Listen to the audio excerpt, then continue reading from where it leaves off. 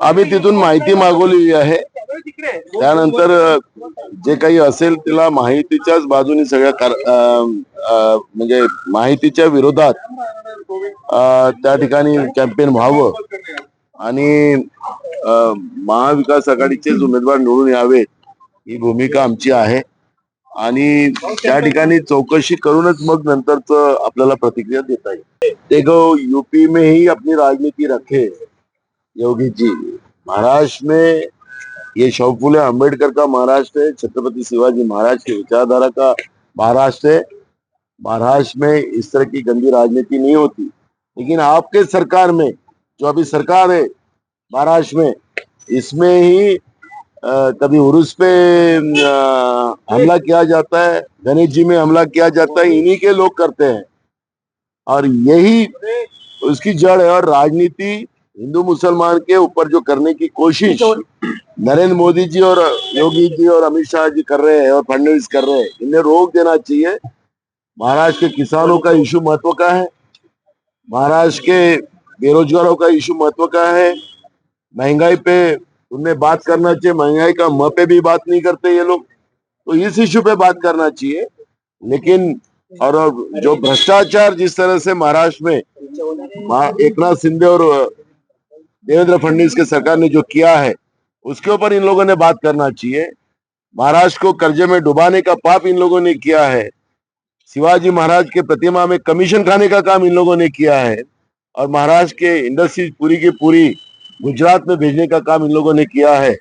उसके बारे में योगी और मोदी जी ने बात करना चाहिए, ना कि हिंदू मुसलमान के ऊपर बात करना चाहिए। अगर इनको करना है तो नवाब मलिक के बारे में इन लोगों ने यहाँ पर महाराष्ट्र के और देश की जनता को बताना है। इनका जो पावर जिहाद जो चल रहा है कि कल दाऊद भी कल इनके पार्टी से खड़ा होगा सत्ता के लिए, तो ये तैयार हो जाएंगे। जिसका दाऊद से संबंध था, पैसे के व्यवहार जिनने किए, इन्हीं लोगों ने उसको 17 महीने की जेल दी नवाब मलिक को। वो इनका माहिती का कैंडिडेट है और यहाँ आके वो लोग बटेंगे तो कटेंगे की बात करते। महाराष्ट्र के प्रश्न पे बात करो, ये कोई देश का चुनाव नहीं है।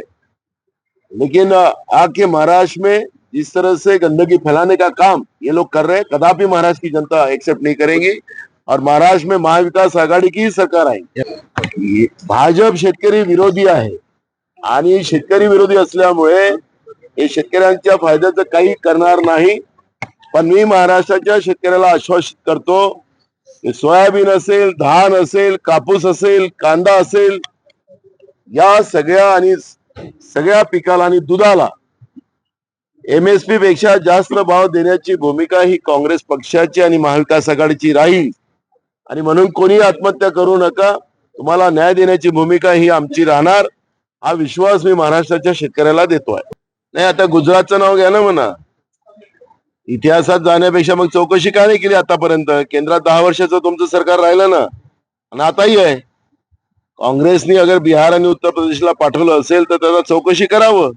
आता गुजरातला आता काय चाललेलं आहे महाराष्ट्राच्या जनतेला कळत आहे ना। ज्या गोष्टी झालेल्या आहेत, हे 10 लाख कोटीच्या वरचे उद्योग महाराष्ट्रातून गुजरातमध्ये पाठवलेत। जवळपास 10 लाख युवकांना आम्ही नोकऱ्या देऊ शकलो असतो महाराष्ट्रात, पण यांनी सगळे उद्योग गुजरातला पाठवले आणि गुजरातचं पाप इकडे तिकडे फिरवण्यासाठी गुजरातचे नेते महाराष्ट्रात येऊन UP आणि बिहारचं नाव घेत असतील, हे खऱ्या अर्थानं त्यांच्या या बुद्धिमत्तेचा खऱ्या अर्थानं आता क्यू यायला लागलेली आहे महाराष्ट्राच्या जनतेला। आखरी जे निवडणूक जे काही असतील त्याप्रमाणे चौकशा होतच राहतात, त्याच्यावर मला वाटतं की राजकारण होऊ शकत नाही। पण मला असं वाटतं की शेतकऱ्यांचे प्रश्न, बेरोजगारांचे प्रश्न, गरिबांचे प्रश्न हे आमच्यासाठी महत्वाचे आणि काँग्रेस पक्ष या प्रश्नाकडेच लक्ष केंद्रित करून या निवडणुकीला पुढे नेण्याचं काम कांग्रेस पक्ष करते हैं। देश भर में जो बुलडोजर का एक्शन होता है, सुप्रीम कोर्ट ने सख्त टिप्पणी की और कहा है कि सरकारी मशीनरी का दुरुपयोग नहीं होना चाहिए। ये जो नरेंद्र मोदी की सरकार आने के बाद जो डर की राजनीति जो शुरू हुई, ED, CBI, वैसे कुछ राज्यों में बुलडोजर की राजनीति शुरू हुई और डर पैदा करने का जो काम शुरू किया है, सत्ता का दुरुपयोग जो लोग करते हैं उसको सुप्रीम कोर्ट ने आज जो फटकार लगाई उसका हम स्वागत करते हैं। आज पीपल्स पार्टी ऑफ इंडिया एकतावादी या संघटनेने महाविकास आघाडीला आपला पाठिंबा